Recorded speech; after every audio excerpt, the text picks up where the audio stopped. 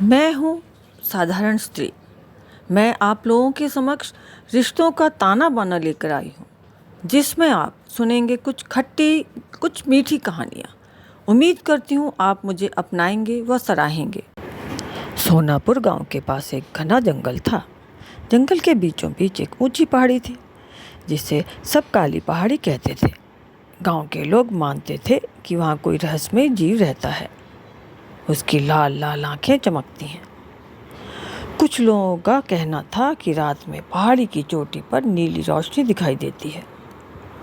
सभी गांववासी वहां जाने से डरते थे।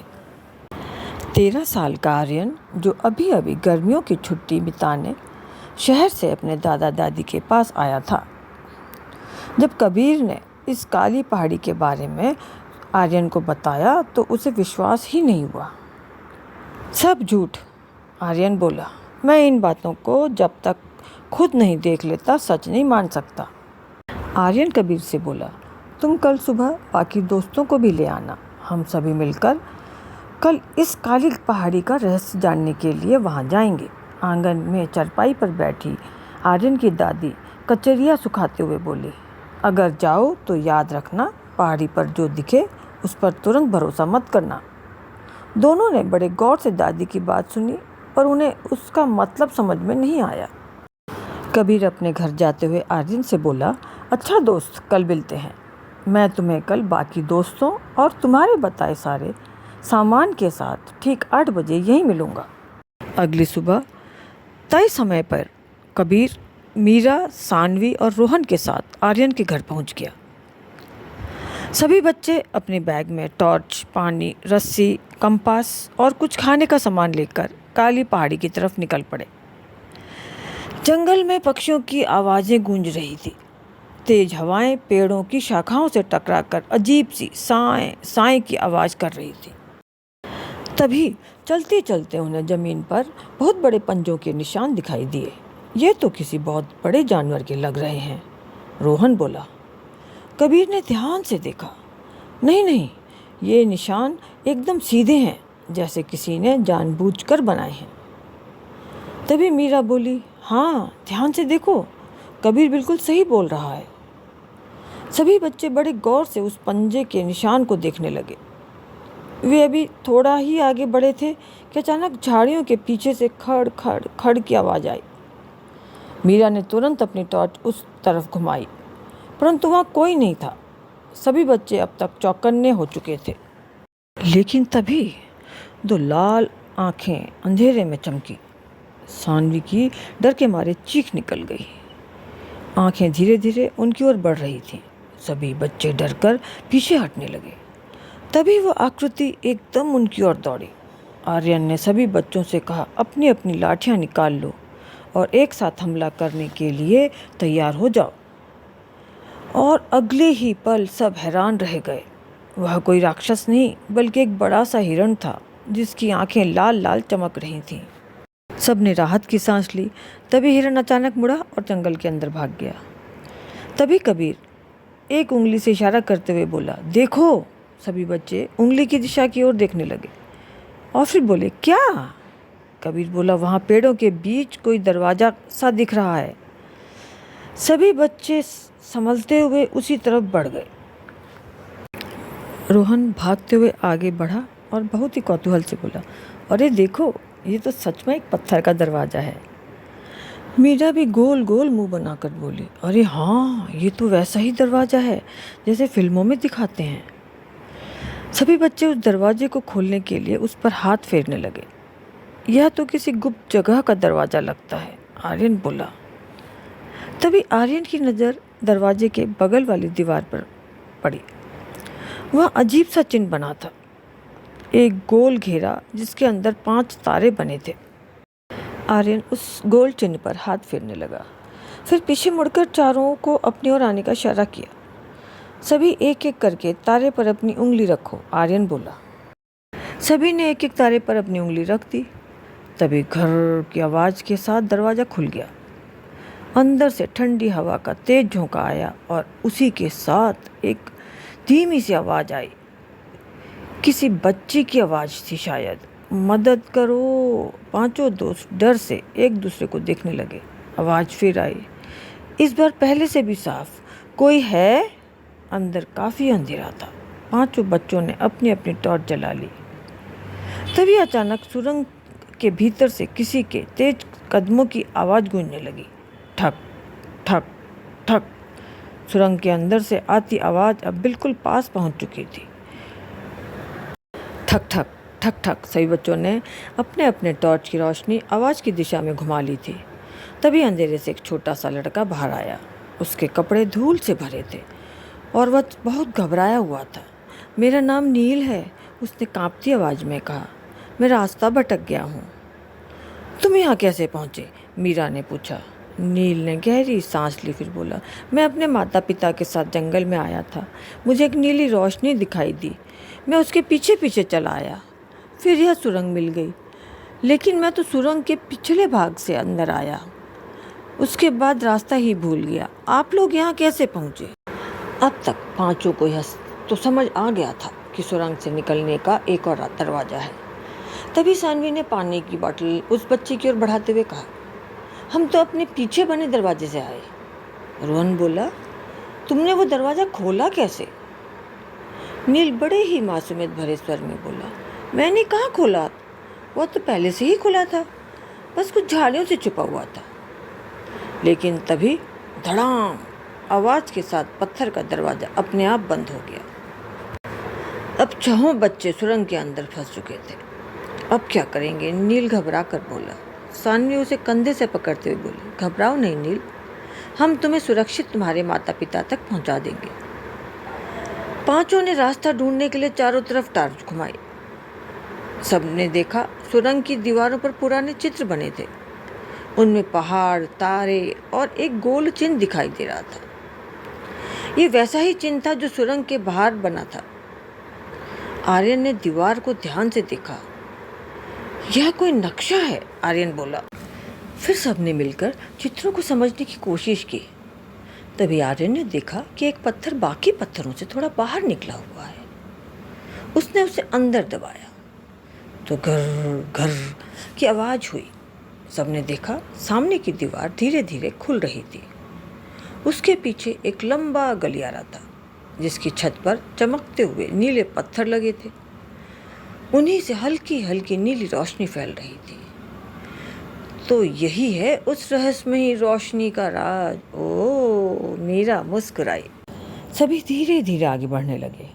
उनकी नज़र गलियारे के अंत में पड़े एक बड़े से लकड़ी के संदूक पर पड़ी। संदूक पर लिखा था, जिसका दिल लालच से भरा होगा उसके लिए ये कभी नहीं खुलेगा। रोहन ने जल्दी से ढक्कन उठाने की कोशिश की, लेकिन वह टस से मस नहीं हुआ। आर्यन ने कहा, पहले सोचते हैं, शायद इसमें कोई पहेली छिपी है।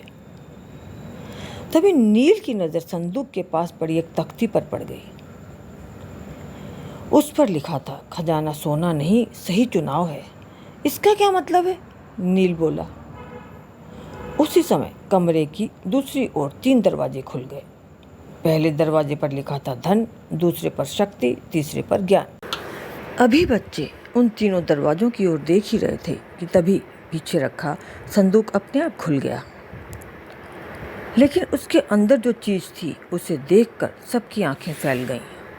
संदूक में एक पुरानी चाबी व एक चिट्ठी रखी हुई थी जिस पर लिखा था, अगर यह चाबी तुम्हारे हाथ लगी है तो समझ लो कि असली परीक्षा अब शुरू होती है। उसी क्षण दूर कहीं से एक गहरी रहस्यमय आवाज़ गूंजी, जो तीसरा दरवाज़ा खोलेगा वही काली पहाड़ी का सच जान पाएगा। सभी बच्चे एक दूसरे की ओर सहमी नज़रों से देखने लगे। तभी आर्यन बोला, हमें डर कर थमना नहीं है, आगे बढ़ते रहना है। चलो आगे बढ़ो सभी। धीरे धीरे सभी बच्चे दरवाज़ों के पास पहुंच गए। छहों बच्चे बड़ी गौर से तीनों दरवाज़ों को देख रहे थे। उन्हें समझ नहीं आ रहा था कौन सा दरवाज़ा खोलें। तभी आर्यन को दादी की बात याद आई, जो दिखे उस पर तुरंत भरोसा मत करना बेटा आर्यन। हो सकता है सबसे अच्छा दिखने वाला दरवाज़ा कोई जाल हो, कबीर बोला। मीरा घूम घूम कर तीनों दरवाजों को बड़े ध्यान से देख रही थी कि नजर नीचे जमीन पर पड़ी। तीसरे दरवाजे के सामने धूल बिल्कुल नहीं थी, जबकि बाकी दोनों के सामने धूल की मोटी परत जमी हुई थी। इसका मतलब, सानवी ने कहा, कोई पहले भी इस दरवाजे से गया है। आर्यन ने धीरे से चाबी ताले में डाली। टक, ताला खुल गया। दरवाजा खोलते ही सामने एक गोल कमरा दिखा। कमरे की दीवार पर सैकड़ों छोटे छोटे शीशे लगे थे। सभी बच्चे संभलते हुए अंदर पहुंचे। उनके टॉर्च की रोशनी जैसे ही दीवार में लगे छोटे छोटे शीशों से टकराई, पूरा कमरा जगमग जगमग रोशनी से भर गया।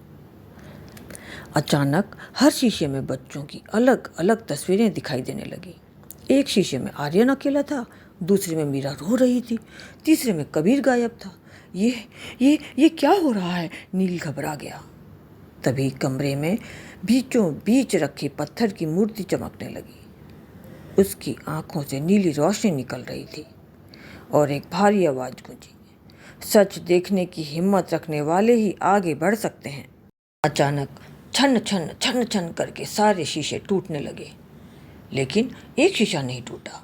उसमें कोई बच्चा भी नहीं दिख रहा था, बल्कि एक सफ़ेद दाढ़ी वाले बूढ़े व्यक्ति की तस्वीर दिखाई दे रही थी। उन्होंने हाथ उठाकर इशारा किया, पीछे देखो। सभी बच्चे तुरंत पलटे। पीछे दीवार पर एक गुप्त दरवाजा खुल चुका था, लेकिन उसी पल कमरे की जमीन कांपने लगी, मानो भूकंप आया हो। पत्थर हिलने लगे, छत गिरने लगी। भागो! आर्यन चिल्लाया। सभी बच्चे गुप्त दरवाजे की ओर दौड़े।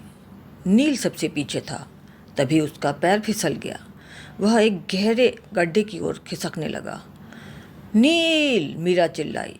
कबीर ने तुरंत रस्सी नील की ओर फेंकी। नील रस्सी पकड़े पकड़े चिल्ला रहा था, please please save me, help me, help me. सब मिलकर पूरी ताकत से नील को ऊपर खींचने लगे। बस नील ऊपर पहुंचा ही था कि तभी कट की आवाज़ के साथ रस्सी बीच से टूट गई। नील अंधेरे गड्ढे में गिरने लगा और उसकी आखिरी चीख पूरे कमरे में गूंज उठी, मुझे बचाओ प्लीज़। गड्ढे से अचानक नीली रोशनी का तेज विस्फोट हुआ और गड्ढा गायब हो गया, और नील भी। सभी बच्चे डरे हुए से जमीन में हाथ फेर फेर कर देखने लगे। सभी बच्चों को मायूस और उदास देख रोहन बोला, गाइस, ये हिम्मत हारने का वक्त नहीं है, उठो, हमें आगे बढ़ना है। सभी बच्चे उठे और अपनी अपनी टॉर्च संभालते हुए आगे बढ़े।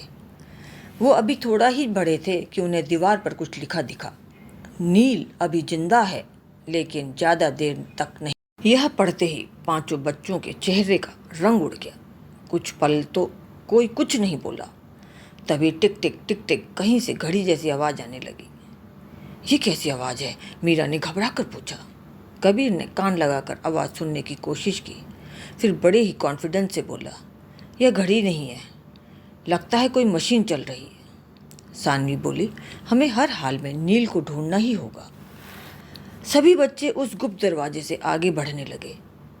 ये एक सुरंग थी जो कुछ दूर जाने के बाद दो हिस्सों में बंट गई।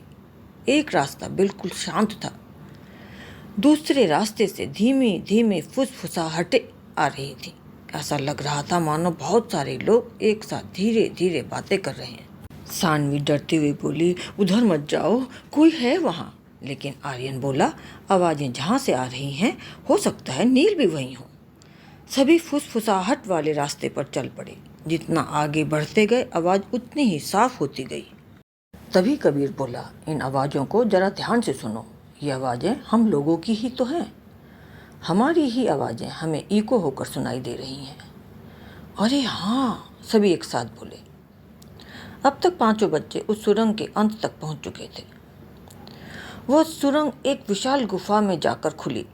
गुफा की छत से हजारों चमकते क्रिस्टल लटक रहे थे।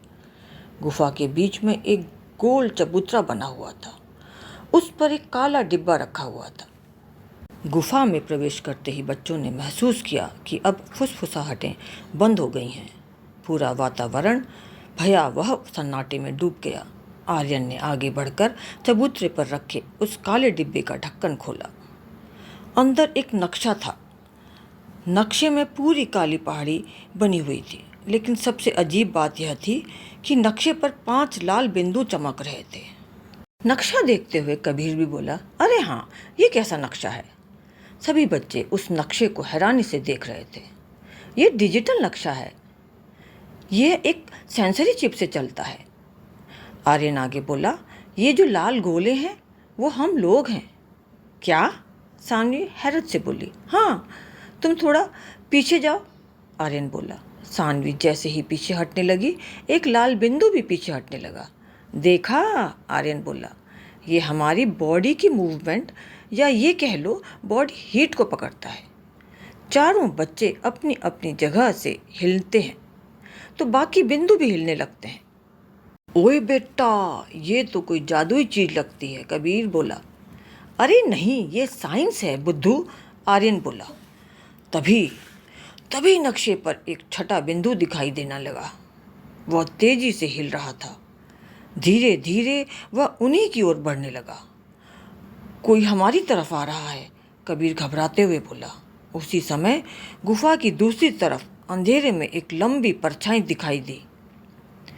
वह परछाई धीरे धीरे उनकी तरफ बढ़ रही थी। सभी बच्चों ने डर के मारे एक दूसरे का हाथ कसकर पकड़ लिया।